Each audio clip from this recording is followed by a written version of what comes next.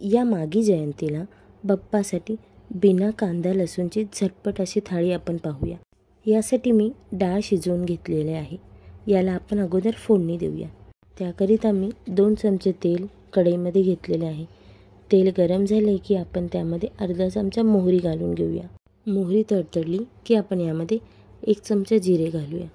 जिरे फुलल्यानंतर मी यामध्ये अर्धे टोमॅटो बारीक कापून घातलेले आहे। हे चांगले परतून घेऊया। यानंतर कढीपत्ता, बारीक चिरलेली मिरची आणि थोडीशी कोथिंबीर जी आपण बारीक वाटून घेतलेली आहे तीही तेलामध्ये परतूया।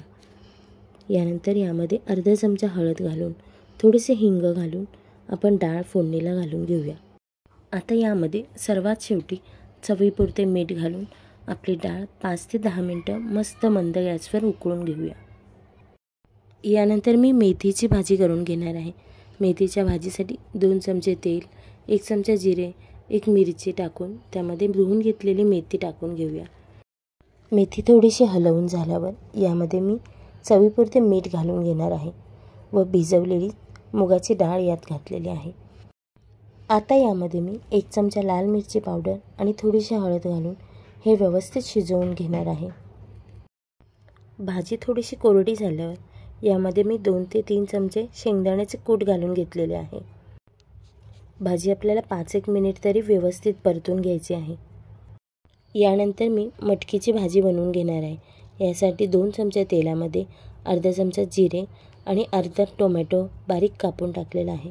यामध्ये बारीक वाटून घेतलेली कोथिंबीर थोडीशी परतून मग यामध्ये धुतलेली मटकी घालून घेतलेली आहे।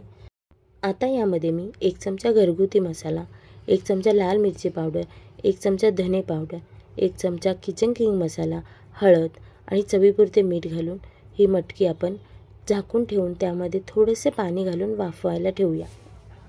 ताटावरचे गरम झालेले पाणी मी या भाजीतच टाकलेले आहे। यामध्ये मी 2 ते 3 चमचे बारीक शेंगदाण्याचे कूट घातलेले आहे। मटकी व्यवस्थित शिजण्यासाठी आपण झाकून 5 ते 10 मिनिटं शिजवून घेऊ। शेवटी यामध्ये बारीक कापलेली कोथिंबीर टाकून घेऊ। माझी भाजी तयार झालेली आहे। आता मी नैवेद्यासाठी पुऱ्या बनवून घेत आहे। पुऱ्या तळून झाल्या की याच तेलामध्ये आपल्याला पापड तळून घ्यायचे आहेत। नैवेद्यात कांदा वापरायचा नसल्यामुळे मी इथे बटाट्याची भजी करून घेणार आहे। पापड तळून झाले की आपण याच तेलामध्ये बटाट्याची भजीही करून घेऊया।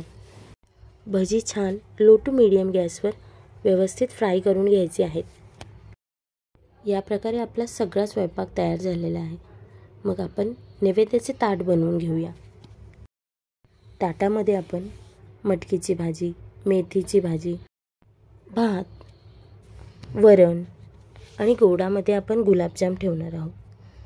तळलेली भजी, पापड आणि पुऱ्या ठेवून आपले नैवेद्याचे ताट पूर्ण करून घेऊया।